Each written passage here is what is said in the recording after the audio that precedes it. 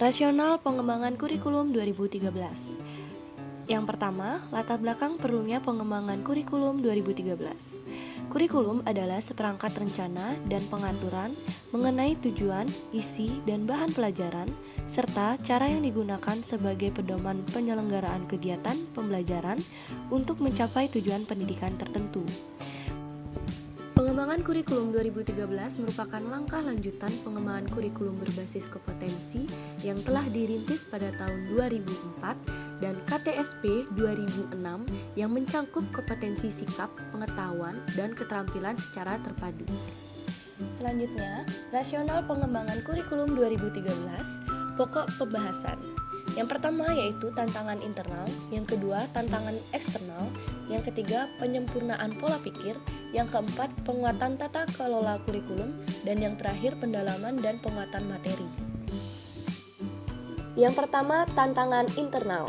Terdiri dari 8 standar nasional pendidikan, yaitu standar pengelolaan, standar biaya, standar sarana prasarana, standar pendidikan dan tenaga kependidikan, standar isi, standar proses, standar penilaian, dan yang terakhir yaitu standar kompetensi lulusan. Yang kedua yakni tantangan eksternal, berkaitan dengan yang pertama yaitu tantangan masa depan, yang kedua yaitu tantangan kompetensi yang diperlukan di masa depan, persepsi masyarakat, perkembangan pengetahuan dan pedagogi, serta berbagai fenomena negatif yang mengemuka. Nah, selanjutnya penyempurnaan pola pikir. Seperti yang kita ketahui, pendidikan yang sesuai dengan kebutuhan masa depan hanya akan dapat terwujud apabila terjadi pergeseran atau perubahan pola pikir. Adapun perubahan yang terjadi yaitu tertera pada tabel berikut.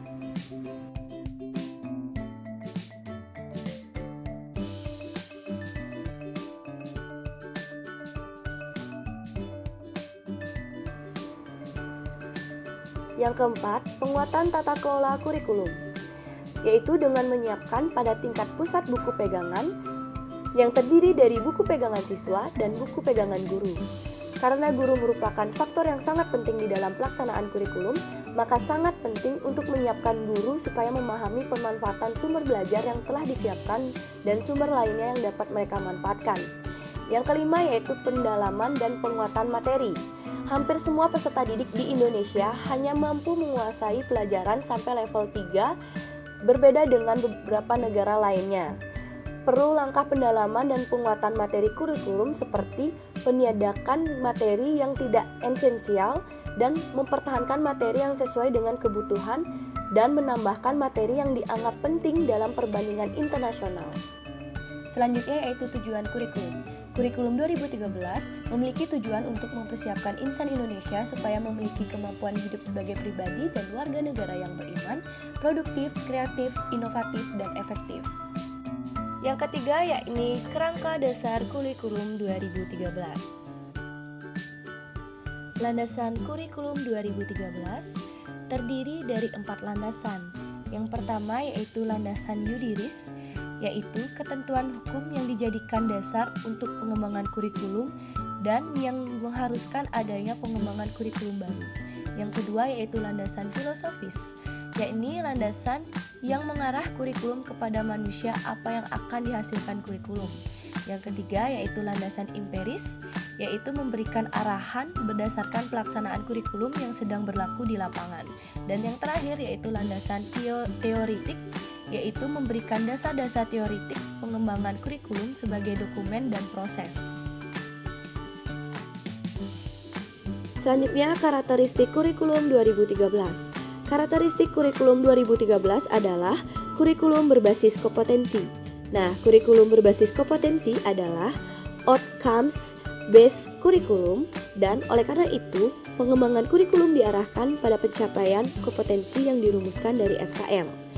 Nah, kompetensi kurikulum 2013 terdapat 8 rancangan kompetensi. Selanjutnya, yang E, proses pembelajaran. Yang pertama yaitu pembelajaran intrakurikuler. Proses pembelajaran intrakurikuler adalah proses pembelajaran yang berkenan pada mata pelajaran dalam struktur kurikulum dan dilakukan di kelas, sekolah, dan masyarakat. Nah, pada pembelajaran intrakurikuler terdiri dari 9 prinsip. Selanjutnya yang kedua, pembelajaran ekstrakurikuler. Pembelajaran ekstrakurikuler adalah kegiatan yang dilakukan untuk aktivitas yang dirancang sebagai kegiatan di luar kegiatan pembelajaran yang terjadwal secara rutin setiap minggu. Kegiatan ekstrakurikuler terdapat atas kegiatan wajib dan pilihan. Selanjutnya yaitu prinsip pengembangan kurikulum 2013. Terdapat 11 prinsip dasar pengembangan kurikulum. Yang keempat yaitu struktur kurikulum. Struktur kurikulum SD atau MI. Beban belajar dinyatakan dalam jam belajar setiap minggu untuk masa belajar selama 1 semester. Beban belajar di SD atau MI pada kelas 1, 2, dan 3 masing-masing 30, 32, dan 34 jam. Sedangkan pada kelas 4, 5, dan 6 masing-masing 36 jam setiap minggu. Selanjutnya yaitu struktur kurikulum SMP atau MTS. Dalam struktur kurikulum SMP atau MTS, ada penambahan jam belajar per minggu dari semulanya 32 dan 38 jam untuk masing-masing kelas 1, kelas 2, dan kelas 3 SMP, sedangkan lama belajar untuk setiap belajar di SMP atau SMA tetap yaitu 40 menit. Selanjutnya yaitu struktur kurikulum SMA atau SMK, yaitu adanya kelompok mata pelajaran wajib dan mata pelajaran peminatan dimaksudkan untuk menerapkan prinsip kesamaan antara SMA dan SMK. Mata pelajaran wajib sebanyak 9 mata pelajaran dengan beban belajar 24 jam per minggu. Sedangkan kelompok mata pelajaran peminatan SMA terdiri atas 18 jam per minggu untuk kelas 10 dan 20 jam per minggu untuk kelas 9 dan kelas 12. Kelompok mata pelajaran peminatan SMK masing-masing 24 jam per kelas. Kelompok mata pelajaran peminatan SMA bersifat akademik, sedangkan untuk SMK bersifat vokasional. Selanjutnya yang kelima yaitu implementasi dan evaluasi kurikulum. Implementasi kurikulum terdiri dari 3, yaitu yang pertama pengembangan kurikulum 2013 pada satuan pendidikan, yang kedua manajemen implementasi, yang ketiga strategi implementasi kurikulum. Dan yang terakhir yaitu evaluasi kurikulum. Nah, evaluasi kurikulum dilaksanakan selama masa pengembangan ide, pengembangan desain dan dokumen kurikulum, dan selama masa implementasi kurikulum. Evaluasi dalam deliberation proses menghasilkan penyempurnaan dalam kompetensi inti yang dijadikan organizing element dalam mengikat kompetensi dasar mata pelajaran. Sekian presentasi dari saya. Jika ada salah kata, saya mohon maaf. Saya tutup dengan paramat Santi. Om Santi, Santi, Santi, Om. Terima kasih.